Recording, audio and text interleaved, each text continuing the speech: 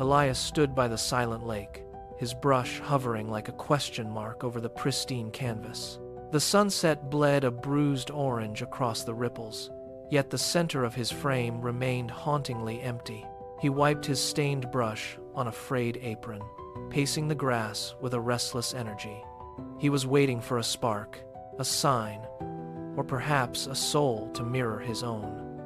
Suddenly, a sharp gust of wind tore a loose sketch from his easel.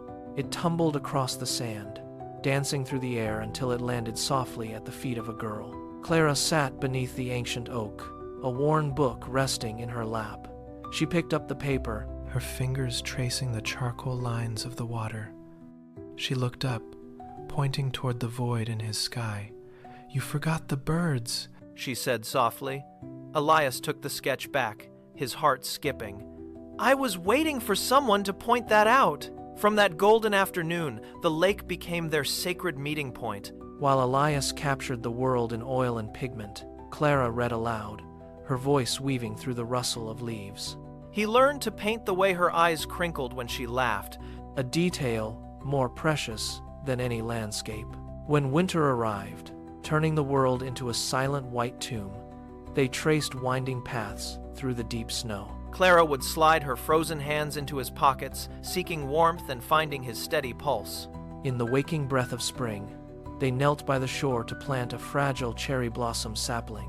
"If this grows," Clara whispered, her hands pressing the dark, damp earth over the roots, "it will remember us when we are old." Summer followed with the magic of fireflies and the feeling of bare feet on damp. Midnight grass. They were a part of the landscape now, two figures etched into the turning wheel of the year, believing their time was as infinite as the water before them. Then the golden light of summer was pierced by the arrival of a single letter. Clara held the acceptance notice from a university across the vast ocean, the paper trembling in her grip. The dream she had chased was finally real, yet it felt like a heavy weight. On the day of her departure, she stood on the wooden dock, a lone suitcase at her feet. The air was thick with the scent of salt and unspoken words. "If you love me, tell me to stay," she whispered, her voice shaking like a leaf in a storm. Elias looked at her, his heart breaking in the silence. He reached out and gripped the cold handle of her suitcase, feeling the finality of the moment. Then, with a deep breath, he let go. "Because I love you," he said, his voice thick with emotion. "You have to fly. You have to see the world." He watched her walk away until she was just a speck on the horizon.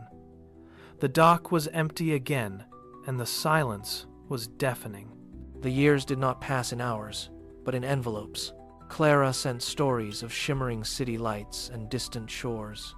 Elias sent sketches of the cherry blossom tree, documenting its slow, steady growth against the sky. One spring morning, a train whistle pierced the air, franding. And the long wait finally ended. Clara walked toward the lake, her heart hammering against her ribs. She found the cherry blossom tree transformed into a magnificent canopy of soft pink petals. Elias stood beneath the boughs, hidden by the blossoms, holding a large canvas covered by a heavy cloth. As she approached, he turned it around. It was a portrait of her, the exact look of wonder on her face from the very day they met. He set the painting down in the grass and slowly dropped to one knee. He reached into his pocket, pulling out a silver ring that caught the morning light. He didn't need to say a word. His eyes said everything. Clara dropped her bag, the sound muffled by the grass. She crossed the distance in 3 desperate steps and knelt before him. She nodded, unable to find her voice through the tears, and gripped his hands with a strength that spanned the years. Around them, the cherry blossom petals began to fall like warm snow, coating their shoulders in pink. The lake shimmered in the light, no longer reflecting a lonely, empty sky, but 2 people standing together at last. The tree had remembered them, just as Clara had hoped. They had chosen each other through every season of life, and now, under the blossoms, they were finally home.